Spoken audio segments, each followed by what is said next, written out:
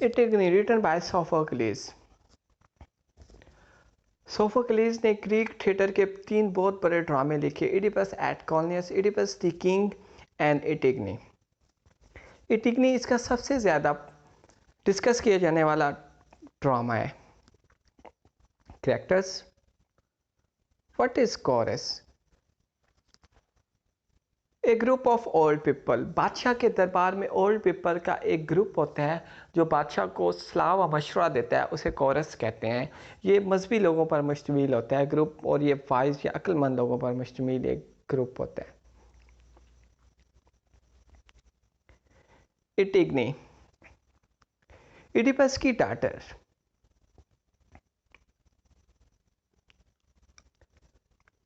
ये बादशाह के हुक्म की नाफरमानी करती है और अपने भाई की लाश को दफनाती है, जिसका नतीजा ये होता है कि बादशाह इसे मौत की सज़ा सुनाता है और एक बंद कब्रनुमा कमरे में डाल देता है, और फिर बाद में ये खुद ही खुशी कर लेती है। इसने इडिपस की दूसरी बेटी और एंटिगनी की सिस्टर, ये एंटिगनी की मदद नहीं करती अपने भाई की लाश को दफनाने में, क्योंकि ये समझती हैं कि बादशाह के हुक्म की नाफरमानी करना अच्छा नहीं होगा। हैमन, बादशाह का बेटा, एंटिगनी का मंगेतर।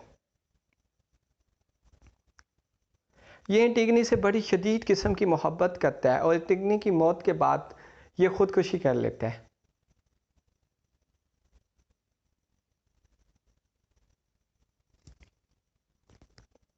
कैरॉन, ब्रदर ऑफ जोकास्टा, थीबस का बादशाह। इससे पहले कभी थीबस का बादशाह किंग लेवस हुआ करता था, तो किंग लेवस के बाद थीबस का बादशाह इडिपस किंग बना। इडिपस को देवताओं की बददुआ मिली और ये बददुआ अब तक जारी है, इसकी आगे वाली नस्ल तक ये बददुआ जाती है। तो इडिपस के 2 बेटे होते हैं, पोलिनेसियस और इटैक्लियस। इडिपस की मौत के बाद इटैक्लियस पोलिनेसियस को एक साजिश के तहत मुल्क से बाहर निकाल देता है। तो पोलिनेसियस किसी दूसरे मुल्क की मदद लेकर एक बहुत बड़ी फौज लेकर थीबस सिटी पर हमलावर होता है। जंग होती है, दोनों भाई लड़ते हैं और दोनों मारे जाते हैं। अब इन दोनों भाइयों का मामू यानी इनकी माँ का भाई क्रोन थीबस सिटी का बादशाह बना है। थीबस सिटी का बादशाह बन के ये ऐलान करता है कि इटैक्लियस को पूरे मजहबी रस्म और रिवाज के साथ दफनाया जाए, जबकि पोलिनेसियस की लाश को जंगल में फेंक दिया जाए ताकि चील, कौवे और कुत्ते उसकी लाश को खा सकें। तो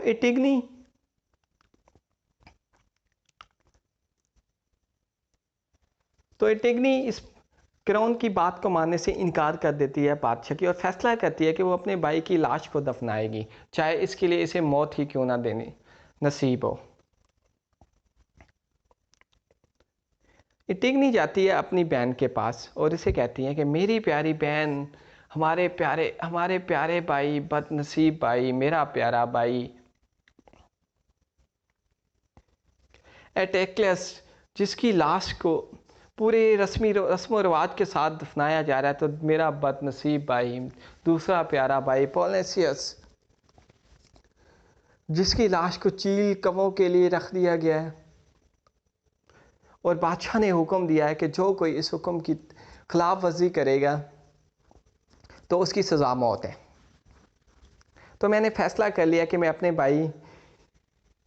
भाई की लाश को दफनाऊंगी, तो आप मेरी मदद करें। तो इसमें कहती है, ओ मेरी प्यारी बहन, मेरा बदनसीब बाप, हमारे नसीब में इतने जुल्म लिखे गए हैं, पहले जुल्म क्या काम थे कि मेरा प्यारा बाप जिसने अपनी ही माँ के साथ शादी की और हमें पैदा किया, यानी ये 4 इसके बेटे थे, एंटिगनी, एस्मिने और 2 उसके बेटे, 2 बेटियाँ, पोलिनेसियस और टैक्लेस।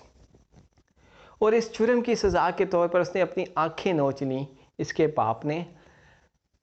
और अब हमारे प्यारे 2 भाई जिन्होंने एक दूसरे को मार डाला, कहती है कि क्या वो कितनी ताकतवर, एक तरफ हम 2 कमज़ोर बहनें और दूसरी तरफ इतना ताकतवर बादशाह, हम कहाँ उसकी ताकत का मुकाबला कर सकते हैं।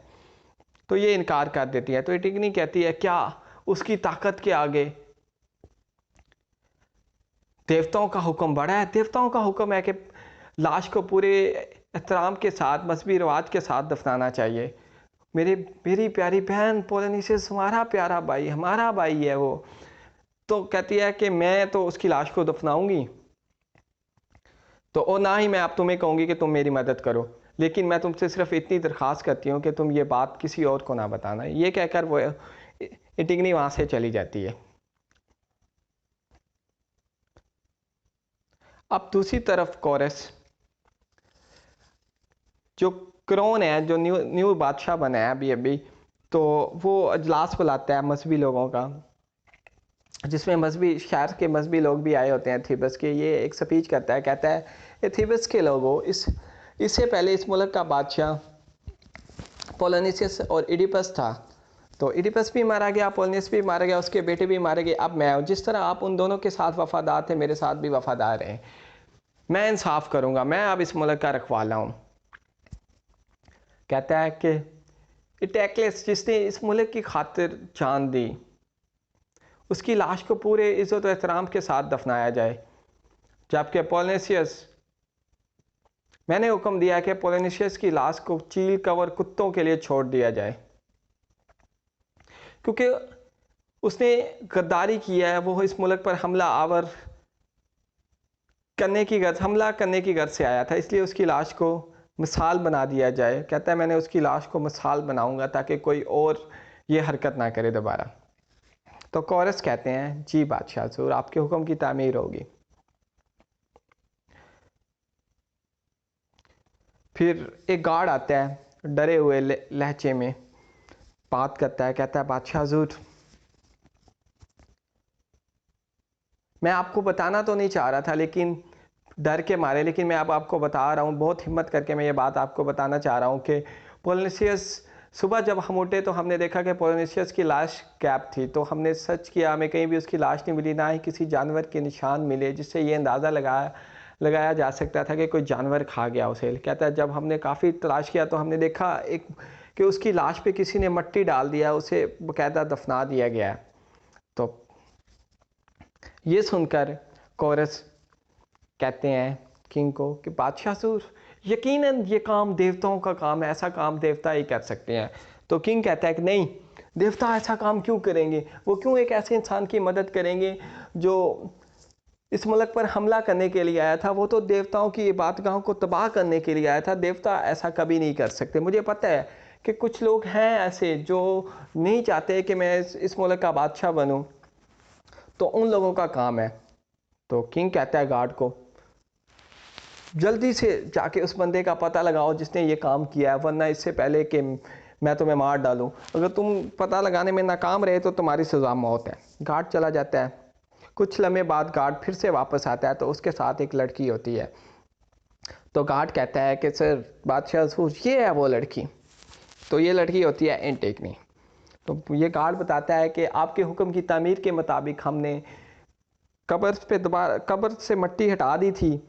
तो कुछ हम साइड पे रुक के देखने लगे, तो कुछ लम्हे बाद एक शदीद किस्म का तूफ़ान आया। तो उस तूफ़ान में ये लड़की भी आई जो चिल्ला रही थी, चीख रही थी, रो रही थी और बद दवाएँ दे रही थी कि जिसने कब्र से मट्टी हटाई है, और कब्र पे मट्टी डाली जा रही थी।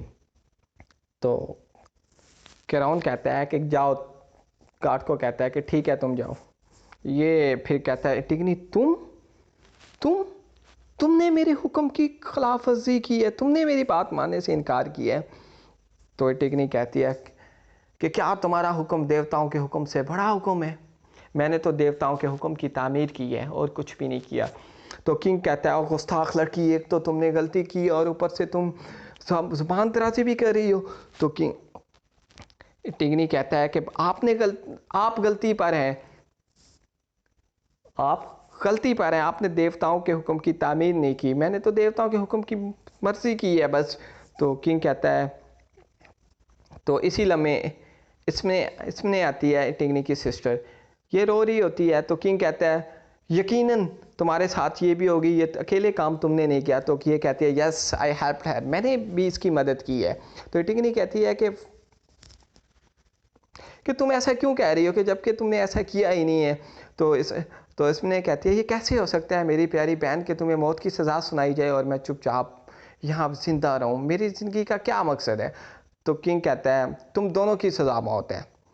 किंग कहता है गार्ड्स को कहता है जल्दी से पकड़ लो इन दोनों को, क्योंकि जब भी कोई जुर्म करता है तो वो भागने की कोशिश करता है इससे पहले कि ये यहाँ से भागें।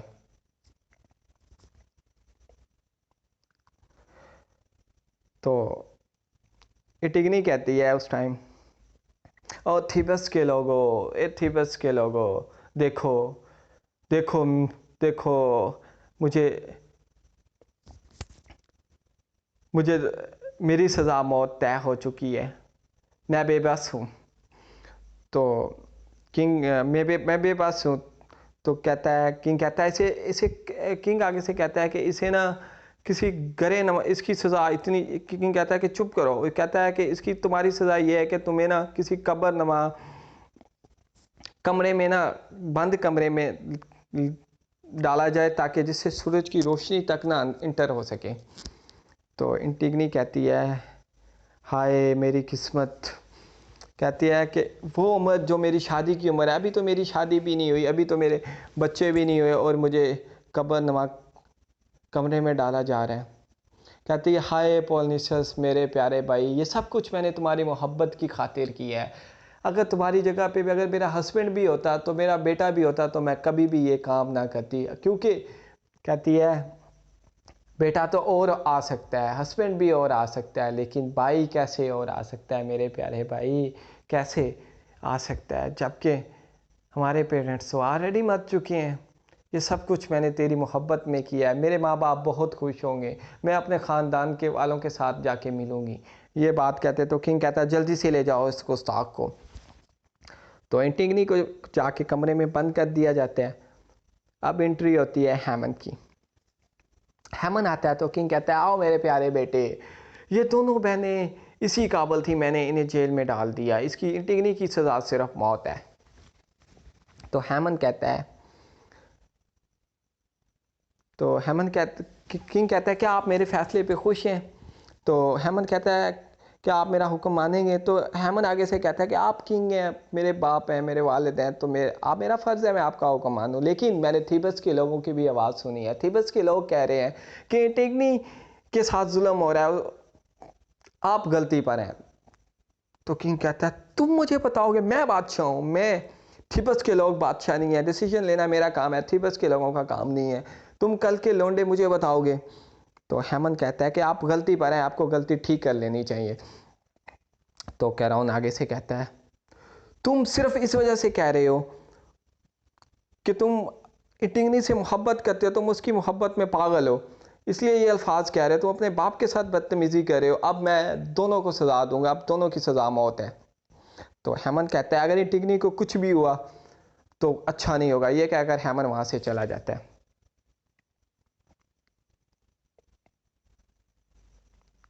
कॉरस एपसबी लोगों का एक ग्रुप, कॉरस टैरसियस आता है, वहां पे एक ब्लाइंड पर्सन है, ये आता है टैरसियस, ये प्राइफेसी करता है यानी पेशगोई करता है। तो इसे देखकर किंग जल्दी से भागता है, कहता है आप आए हैं, ये देख बंदे आप आए हैं तो यकीनन कुछ खबर लेकर आए होंगे। तो किंग की बात सुन के टैरसियस कहता है कि मैं देवताओं की इबादत में मशगूल था, तो मैंने देखा परिंदे चीख रहे थे, चिल्ला रहे थे। जब मैंने बाहर निकल के देखा तो उनके परों से खून टपक रहा था। तो मैंने देवताओं के हुजूर नजराना पेश किया, लेकिन देवताओं ने लेने से इनकार कर दिया। वो आग ने जलाने से इनकार कर दिया और जानवर के मुंह से मादा निकलना शुरू हो गया। तो जब मुझे पता चला देवताओं से कि आपने इजाज़त नहीं दी पोलिनेशियस की कब्र पे मट्टी डालने की और उसकी कब्र को लावारिस छोड़ दिया ताकि चील, कौवे और कुत्ते खा सके।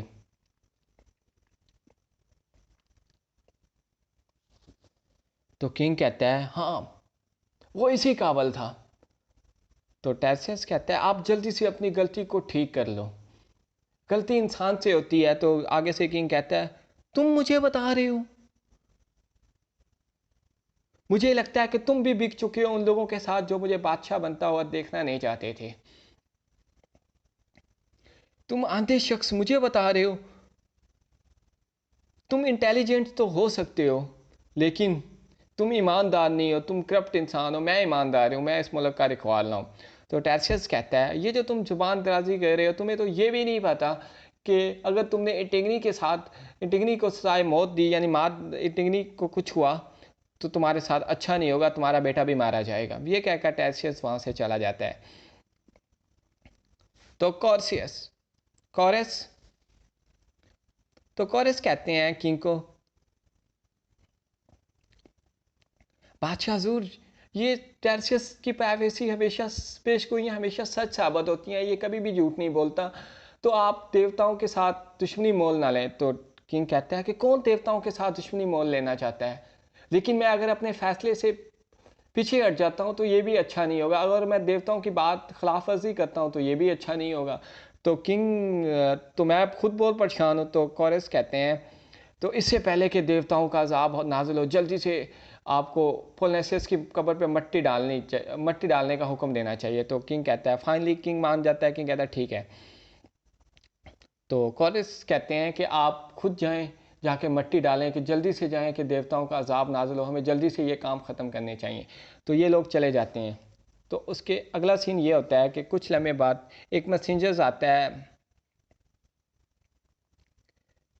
चीखते हुए, रोते हुए, चिल्लाते हुए, कहता है ये चिल्ला रहा होता है और कहता है कि एक कोरस के लोगों, किंग किरोन एक ताकतवर बादशाह जो सारी दुनिया जानती है, सारी सहूलतें उसके पास हैं, वो एक ताकतवर बादशाह है, लेकिन उसने खुद को बर्बाद कर लिया, उसका सब कुछ ख़त्म हो गया, उसके बेटे ने खुदकुशी कर ली। तो इतने में कवीन आती हैं, तो मैसेंजर्स आती हुई नज़र आती हैं। तो मैसेंजर कहता है वो देखो कवीन आ रही, शायद उसे अपने बेटे की मौत के बारे में पता चल गया। तो कवीन आके पूछती हैं कि मैं देवताओं की बात में मशगूल थी तो मैंने लोग चीखने चिल्लाने की आवाज़ें सुनी, ऐसा क्या हुआ, जल्दी से मुझे बताओ जल्दी। मैसेंजर कहता है मुझे ये बताते हुए बहुत दुख हो रहा है, लेकिन मैं आपको बताऊंगा कि आपके बेटे की मौत हो गई है, उसने खुदकुशी कर ली है।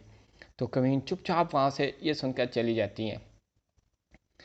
तो इसके बाद कॉरस कहते हैं, मैसेंजर्स कहता है कि ऐसा ये क्यों चुपचाप चले गई हैं, कुछ बड़ा होने वाला है। कॉरस कहते हैं कि कुछ बड़ा होने वाला है, ये किसी तूफान की पेशगोई है कि तूफान आने से पहले खामोशी होती है, तो ऐसा कुछ होने वाला है। तो मैसेंजर्स उन्हें बताता है, कहता है कि हमने एंटिगनी के रूम से चीखने चिल्लाने की आवाज़ें सुनी, तो मैं और किंग वहाँ पे गए, तो हमने देखा कि एंटिगनी मरी हुई थी। तो हैमन किंग का बेटा उसके पाँव को पकड़ के चीखे मार के धारे मार के रो रहा था। तो किंग ने जब अपने बेटे को रोते हुए देखा तो बड़े प्यार से मोहब्बत से उसे बुलाया, बेटा हैमन। तो तो हैमन तलवार लेकर भागा अपने बाप को मारने के लिए किंग को। तो हैमन किंग तो वहाँ से भाग आया, बच गया, लेकिन हैमन ने खुद को मार लिया। उसके खून के कतरे हैमन की हम उसके खून के हैमन के खून के कतरे एंटिगनी के पाँव को छू रहे थे, पाँव पे गिर रहे थे उसके कतरे।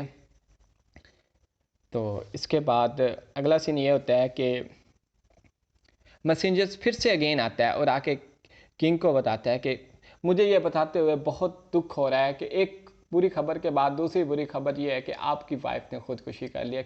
किंग रोता है, चीखता है, चिल्लाता है, कहता है मैं ही सबसे बड़ा आंधा हूँ, मैं ही ब्लाइंड पर्सन हूँ, मैंने उस पूरे शख्स की बात नहीं मानी, मैंने टिग्नी के साथ भी जुल्म किया, मैं ही सब का ज़िम्मेदार हूँ, मैं इतना ताकतवर बादशाह होने के बावजूद भी आज बेलौस हूँ, कुछ भी नहीं है मेरे पास, सब कुछ मैंने अपना ख़त्म कर लिया। तो यहाँ पे ये स्टोरी एंड हो जाती है।